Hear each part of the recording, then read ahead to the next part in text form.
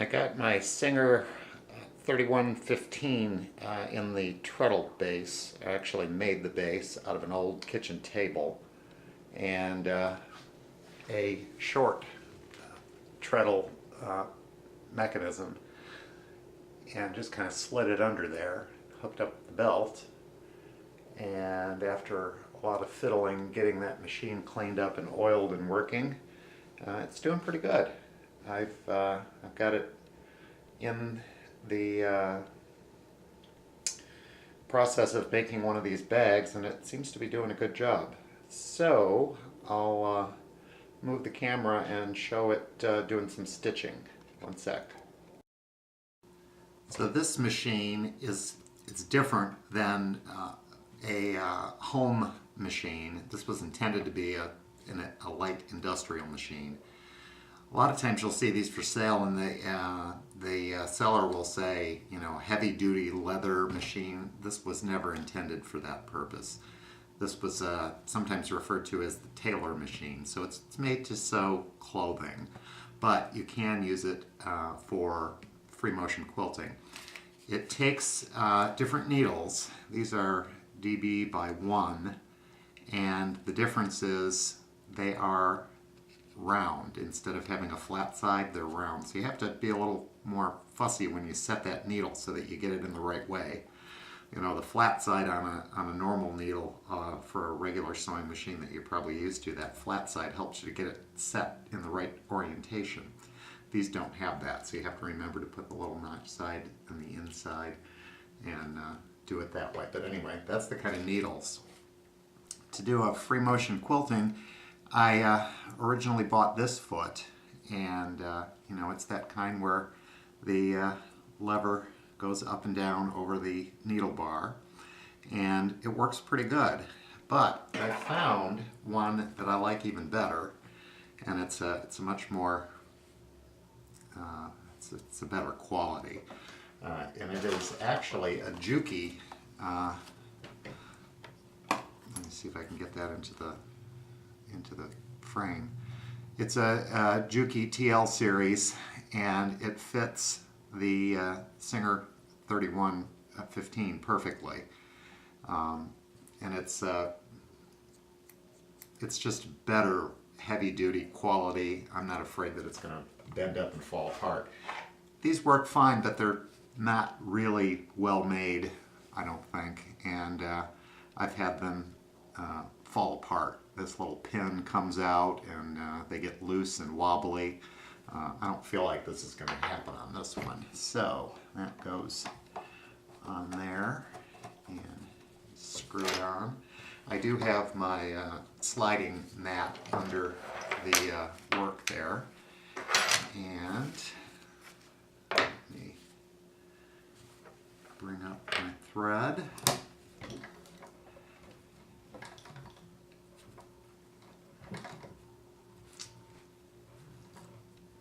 Of course, it's not going to want to do it now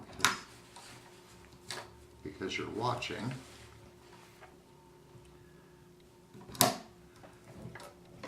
I need to, there we go. I need to work on getting better light so I can see what I'm doing, but for the moment, I think we're doing okay. So, and I don't know if you can see this, but see when the needle is up, the foot hops up, and when it's down, it goes down. So you get a good, and it's noisy because of the bar hitting the, let me get those threads out of the way, because the bar's hitting the foot, and so it does make some noise, but it really seems to work pretty well. And the nice thing about this machine, not for something like what I'm doing now, it really doesn't matter that much. But the nice thing about this machine is how much bigger it is. There's about 10 inches between the needle and the column on this machine. So I can fit a much bigger quilt into the space. Let me see if I can get that into the picture. I can't readjust my camera so you can see that. So anyway, between here and here is really big.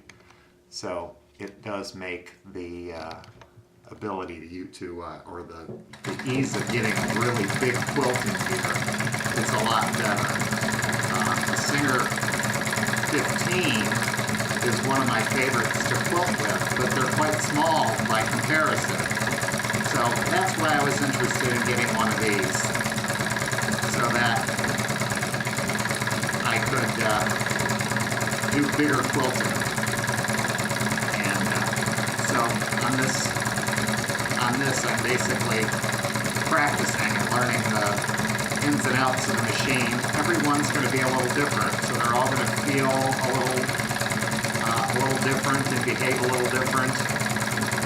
So it's good to start practicing on a smaller piece when you've got a new machine, rather than jumping right into a great big huge quilt. But anyway, so far I'm really liking it. This takes standard 15 class bobbins that hold a lot of thread, so that's a good feature of them. And the bobbin case is a little different, so you can't use the same bobbin case, but the bobbin will work. Other than that, it operates about the same. There's no back stitching on this machine. It's just straightforward. You can't drop the feed dogs, but I never do anyway for pre-motion quilting. Set the stitch length to the shortest you can if that is what you want to do, but you don't even need to do that. This foot hopping up and down really keeps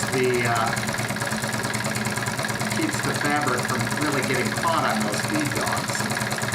So you don't need to worry about it too much.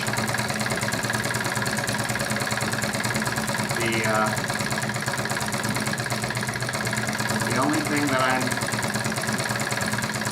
really needing to get my practice on with this is speed. How fast I have to pump my feet to get the machine to go the speed I want. I'm used to using one of the other, several of the other machines, and having practiced with those, I've got the speed down without even having to think about it. When I've got a new machine, it takes me a little bit of practice to learn to get that speed correct. And the other thing is this one's a lot noisier, so I have to really scream so you can hear me, and I don't know if that's going to work, but regardless, this is a fun machine to use, and I actually bought two and took parts from each one. They were two really junky, beat-up ones, so I needed both to put together and make into one machine. So I've got another one sitting here waiting for me to find more parts for it to make it become a functional machine too. We'll see if I ever do that, but anyway, I've got one that's working pretty good now. It still needs a little oiling and tuning to make it a little smoother, but so far I am liking it. And I'll show you the finished piece another time. Happy quilting.